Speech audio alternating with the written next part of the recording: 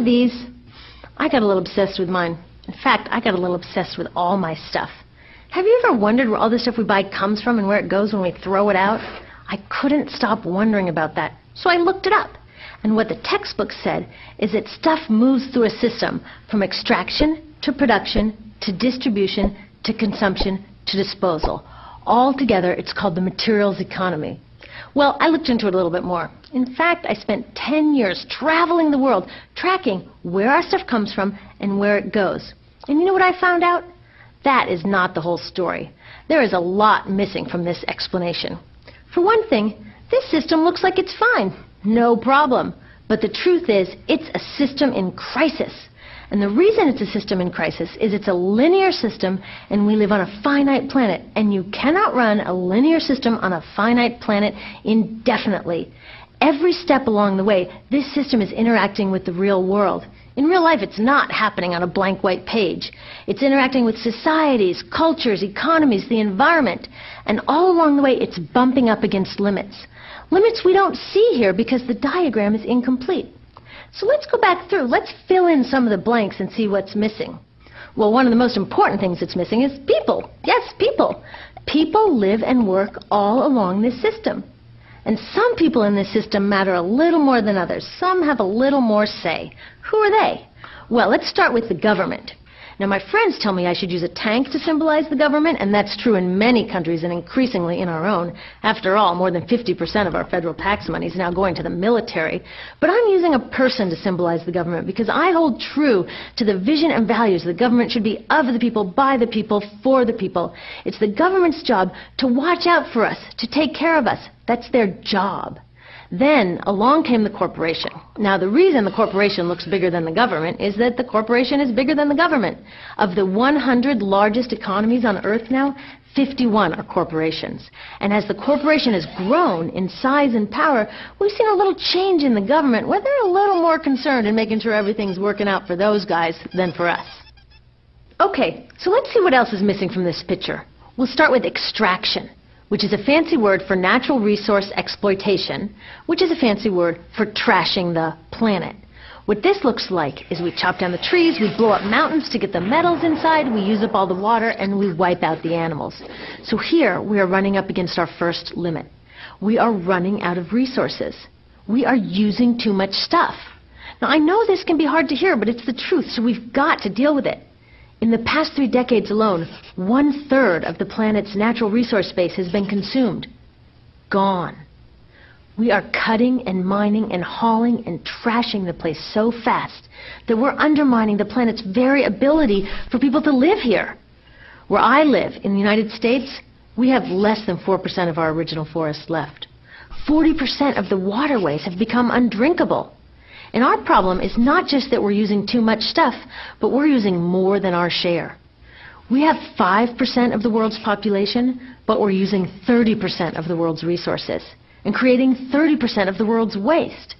If everybody consumed at U.S. rates, we would need 3 to 5 planets. And you know what? We've only got 1. So my country's response to this limitation is simply to go take somebody else's. This is the third world, which some would say is another word for our stuff that somehow got on somebody else's land. So what does that look like? The same thing, trashing the place. 75% of global fisheries now are fished at or beyond capacity. 80% of the planet's original forests are gone. In the Amazon alone, we're losing 2,000 trees a minute. That is 7 football fields a minute. And what about the people who live here? Well, according to these guys, they don't own these resources, even if they've been living there for generations. They don't own the means of production, and they're not buying a lot of stuff. And in this system, if you don't own or buy a lot of stuff, you don't have value. So next, the materials move to production. And what happens there is we use energy to mix toxic chemicals in with the natural resources to make toxic contaminated products. There are over 100,000 synthetic chemicals in use in commerce today. Only a handful of them have even been tested for health impacts, and none have been tested for synergistic health impacts. That means when they interact with all the other chemicals we're exposed to every day. So we don't know the full impact on health and the environment of all these toxic chemicals, but we do know one thing. Toxics in, toxics out. As long as we keep putting toxics into our industrial production systems, we're going to keep getting toxics in the stuff that we bring into our homes and workplaces and schools, and our bodies. Like BFRs, brominated flame retardants, they're a chemical that make things more fireproof, but they are super toxic. They're a neurotoxin. That means toxic to the brain. What are we even doing using a chemical like this? Yet we put it in our computers, our appliances, couches, mattresses, even some pillows. In fact, we take our pillows, we douse them in a neurotoxin, then we bring them home and put our heads on them for 8 hours a night to sleep. Now, I don't know, but it seems to me in this country with so much potential, we could think of a better way to stop our heads from catching on fire at night. Now, these toxics build up the food chain and concentrate in our bodies. Do you know what is the food at the top of the food chain with the highest level of many toxic contaminants? Human breast milk. That means that we've reached a point where the smallest members of our societies, our babies, are getting the highest lifetime dose of toxic chemicals from breastfeeding from their mothers. Is that not an incredible violation? Breastfeeding must be the most fundamental human act of nurturing. It should be sacred and safe. Now, breastfeeding is still best, and mothers should definitely keep breastfeeding, but we should protect it. They should protect it. I thought they were looking out for us. And of course, the people who bear the biggest brunt of these toxic chemicals are the factory workers, many of whom are women of reproductive age. They're working with reproductive toxins, carcinogens, and more. Now I ask you, what kind of woman of reproductive age would work in a job exposed to reproductive toxins except for a woman with no other option? And that's one of the beauties of this system. The erosion of local environments and economies here ensures a constant supply of people with no other option. Globally, 200,000 people a day are moving from environments that have sustained them for generations into cities, many to live in slums, looking for work, no matter how toxic that work may be. So you see, it's not just resources that are wasted along this system, but people too. Whole communities get wasted. Yep, toxics in, toxics out. A lot of the toxics leave the factories in products, but even more leave as byproducts or pollution. And it's a lot of pollution. In the U.S., our industry admits to releasing over 4 billion pounds of toxic chemicals a year. And it's probably a lot more because that's only what they admit. So that's another limit, because yuck, who wants to look at and smell 4 billion pounds of toxic chemicals a year? So what do? Move the dirty factories overseas, pollute someone else's land. But surprise, a lot of that pollution is coming right back at us, carried by wind currents. So what happens after all these natural resources are turned into products? Well, it moves here for distribution. Now, distribution means selling all the toxic contaminated junk as quickly as possible. The goal here is to keep the prices down, keep the people buying, and keep the inventory moving. How do they keep the prices down? Well, they don't pay the store workers very much, and they skimp on health insurance every time they can. It's all about externalizing the costs. What that means is that the real costs of making stuff aren't captured in the price. In other words, we aren't paying for the stuff we buy.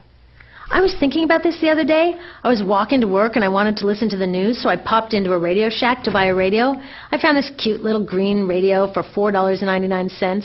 I was standing there in line to buy this thing, and I was thinking, how could $4.99 possibly capture the cost of making this radio and getting it into my hands?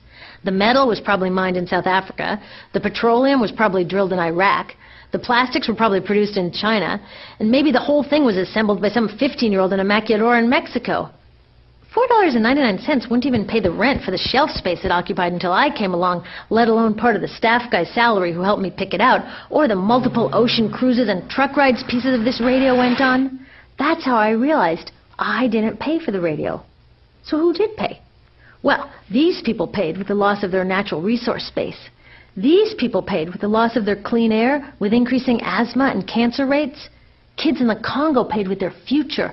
30% of the kids in the Congo now have dropped out of school to mine coltan, a metal we need for our cheap and disposable electronics. These people even paid by having to cover their own health insurance.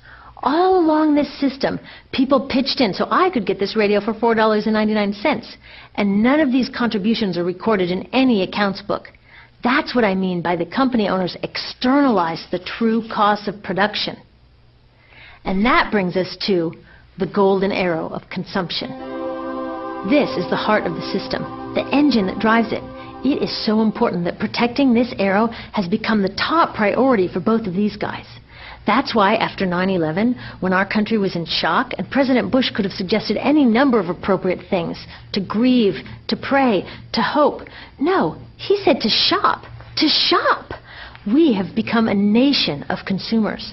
Our primary identity has become that of being consumers, not mothers, teachers, farmers, but consumers. The primary way that our value is measured and demonstrated is by how much we contribute to this arrow, how much we consume. And do we? We